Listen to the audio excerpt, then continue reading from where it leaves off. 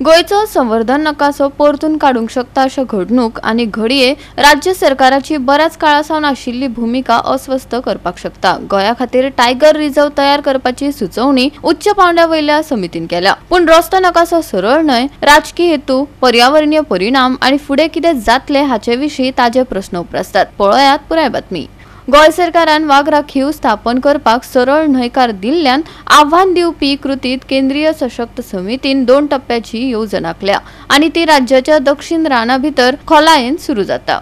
पहिल्या टप्प्याखाला नेत्रावळी आणि खोतीगाव वन्यजीव अभयारण्यांक कर्नाटकाच्या काली वाघ राखीव वाठाराकडेन विनाशिलतायेन जोडिल्ले कोर झोन म्हूण अधिसुचोवणी दितले। फेज 2 संरक्षणाची रिंग वाडयता भगवान महावीर वन्यजीव अभयारण्य आणि राष्ट्रीय उद्यानाक बफर वाठारात चौकणीपणान दवरता। कर्नाटक पयलीच सांबाळटा त्या अखंड बफराचे प्रतिबिंबित करता, पण दोनूय वळेरेंतल्यान एक रान स्पष्टपणान नाव उरला ते म्हळ्यार म्हादय। सीईसी ताका कोर वा बफर म्हणून नियुक्त करिना, ताचे बदलाक म्हादय सारकोच रावता।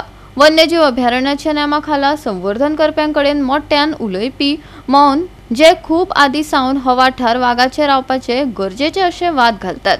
व्यापक संदेश मात चुकीचो ना। गोय सरकारान टायगर रिझर्व ठोकून न्हयकार दिल्ल्यान ताका फायदो मेळूंक ना। समितींची शिफारशी आता सर्वोच्च न्यायालयात वतात, जे आपले निमाणे उतर 15 डिसेंबर 2025 दिसा दितले।